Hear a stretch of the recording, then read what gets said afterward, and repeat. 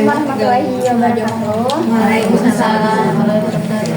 Sebelumnya saya mengucapkan terima kasih kepada ibu-ibu yang sudah berkenan meluangkan waktunya dan juga para kader yang sudah mengasih kita kesempatan untuk memberikan penyuluhan. Ada peribahasa tak kenal maka tak sayang ya ibu ya. Jadi perkenalkan, saya Dewi Astiatopiani dari D3 Kebidanan Unisal. Saya kebetulan dari Garut ya ibu. Terus saya kuliah di sini, tinggal di Dago gitu. Nah, ibu di sini saya akan memberikan informasi terkait mengenai KB implan itu sendiri. Sebelumnya ibu ada yang pernah mencoba mungkin KB implan? Belum ada arah pernah Terus dicopot lagi. Baik, saya jelaskan dulu ya ibu ya. Jadi KB itu tuh adalah suatu program atau upaya di mana kita itu mengatur jarak kehamilan itu ya bu ya, mengatur jarak, usia dan idealnya melahirkan itu dari usia 20 sampai 35 tahun. Karena di usia segitu itu organ reproduksinya udah matang gitu. Terus si psikologis atau cara perkembangan berpikir dari pasangan atau ibu itu sendiri sudah matang dia dan siap untuk menerima menjadi seorang ibu gitu. Nah, terus KB implan itu sendiri mungkin bagi yang udah pernah masang mah tahu ibu ya, bentuknya kayak tabung kecil begini yang dimasukkan ke dalam kulit ya begitu. Nah, jadi efektivitas dari KB implan itu sendiri ibu itu tuh 99% efektif menjaga kehamilan. Ada mungkin sedikit atau 1%-nya itu tidak efektif mungkin karena dari cara pemasangannya mungkin atau respon tubuhnya mungkin gitu ya yang kurang cocok mengenai KB implan itu sendiri. Terus KB implan itu sendiri itu jaraknya panjang ibu ya, 3 sampai 5 tahun gitu. Jadi tidak seperti KB suntik atau KB pil yang jaraknya itu pendek-pendek gitu ya. Terus selanjutnya di sini juga ada cara kerjanya, yaitu mencegah ovarium melepaskan sel telur atau ovulasi. Jadi kebanyakan yang memakai KB implan itu mengalami tidak mens gitu ya, atau mensnya itu tidak teratur begitu. Nah, itu merupakan cara kerja atau efektivitas dari KB implan itu sendiri begitu ibu. Terus untuk mengentalkan lendir serviks sehingga sperma sulit bergerak.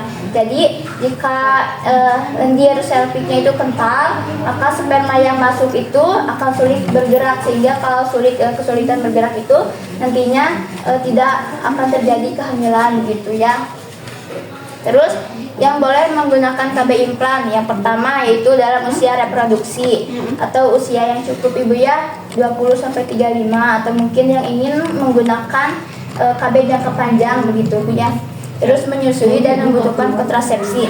Jadi ibu menyusui juga boleh menggunakan KB implan ibu ya. Itu tuh tidak mempengaruhi begitu. Aman. Ya aman betul ibu. Terus telah memiliki atau belum memiliki anak, baik yang sudah memiliki anak ataupun yang belum, jadi KB implan ini juga bisa digunakan begitu ya bu ya. Betul. Terus dalam telah memiliki anak maupun belum memiliki anak itu bisa dipakai di usia yang cukup ibu ya gitu. Terus selanjutnya di sini juga ada efek samping dari KB implan itu sendiri bu ya.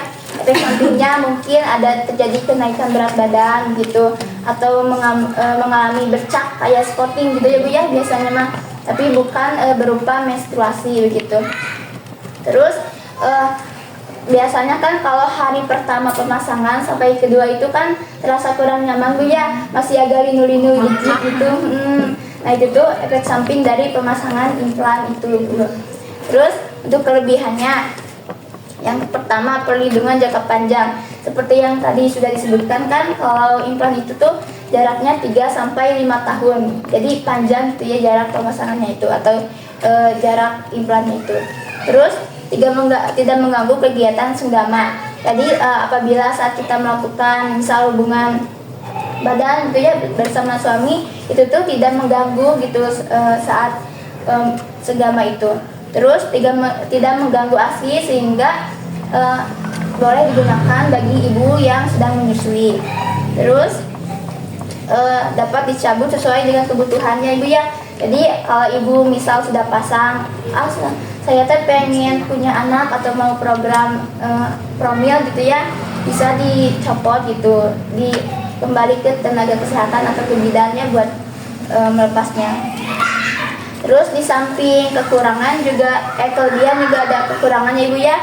Yang pertama, pengeluaran harus dilakukan oleh tenaga terlatih. Jadi kita gak bisa langsung dikeluarkannya itu oleh kita kan gak bisa bu ya, harus dilakukan oleh tenaga terlatih begitu. Terus sering timbul perubahan pola haid seperti tadi yang biasanya haidnya itu teratur, begitu siklusnya teratur, nanti mungkin setelah menggunakan KB implan itu akan mengganggu atau pola haidnya itu tidak teratur begitu. Terus beberapa wanita mungkin segan untuk melakukan karena kurang mengenalnya bu ya.